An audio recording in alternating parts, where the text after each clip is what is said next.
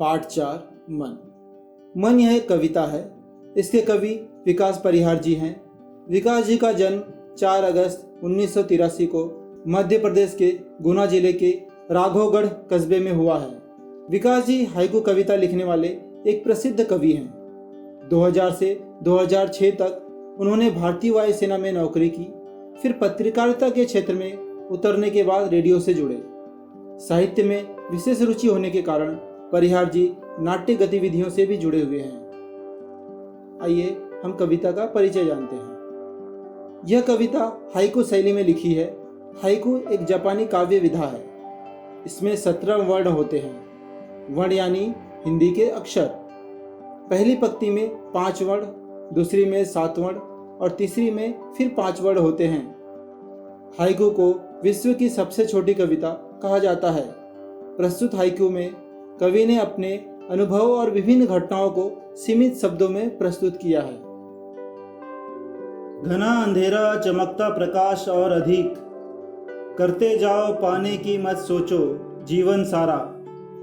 जीवन नैया मझधार में डोले संभाले कौन, रंग बिरंगे रंग संग लेकर आया फागुन। कांटों के बीच खिलखिलाता फूल देता प्रेरणा, भीतरी कुंठा आंखों के द्वार से आई बाहर।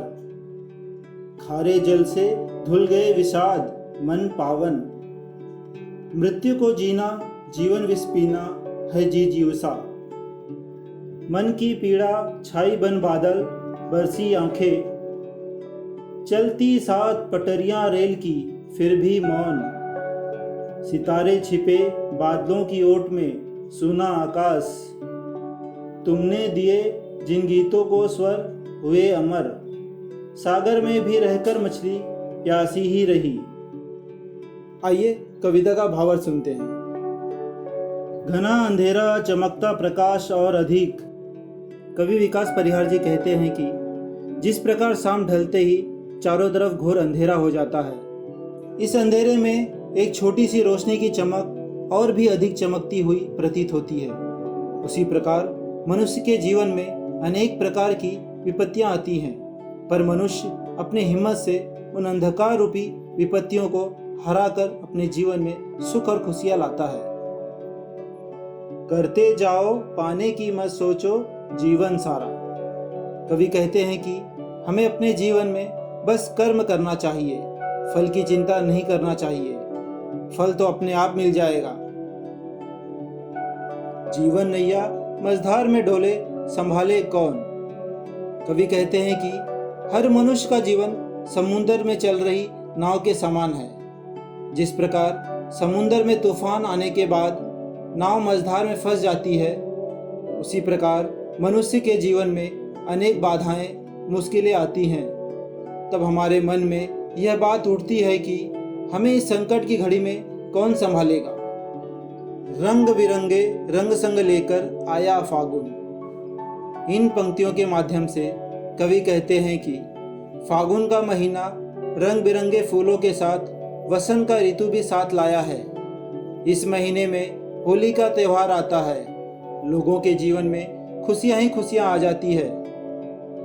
कांटों के बीच खिलखिलाता फूल देता प्रेरणा। कवि विकास जी कहते हैं कि जैसे गुलाब का फूल कांटों में भी रहकर खिलता है और चारों ओर सुगंध फैलाता है, मानो हमें प्रेरणा देता है कि हमें जीवन में आने वाली बाधाओं से लड़कर आगे बढ़ना चाहिए और जीवन में मुस्कुराते रहना चाहिए। भीतरी कुंठा आंखों के द्वार से आई बाहर। कवि कहना चाहते हैं कि मनुष्य को जीवन में असफलता मिलने के बाद घोर निराश हो जाता है। मन ही मन दुखी होता है।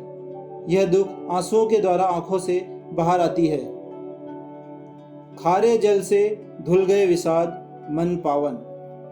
यहाँ खारे जल का मतलब आंसुओं से है। कवि कहते हैं कि जब अभिलाषा यानी कि मन की इच्छा पूरी नहीं होती, तब व्यक्ति का मन घोर निराश हो जाता है। तब आंखों से छलके खारे पानी से मन के सारे दुख धुल जाते हैं और उसका मन पवित्र हो जाता है। मृत्यु को जीना जीवन विष पीना है जी जीवसा। कवि कहते हैं कि हर व्यक्ति जीवन से प्यार करता है, अगर जीवन है तो मृत्यु भी निश्चित है। फिर भी व्यक्ति इस जीवन रूपी विष को पीना चाहता है और जीवन जीने की इच्छा उसके मन में होती है। मन की पीड़ा छाई बन बादल, बरसी आंखें। व्यक्ति जब अपने मन के दुखों को सह नहीं पाता, तब ये दुख आंखों से काले बादल बनकर बरसने लगते हैं। चलती 7 पटरियां रेल की, फिर भी मौन।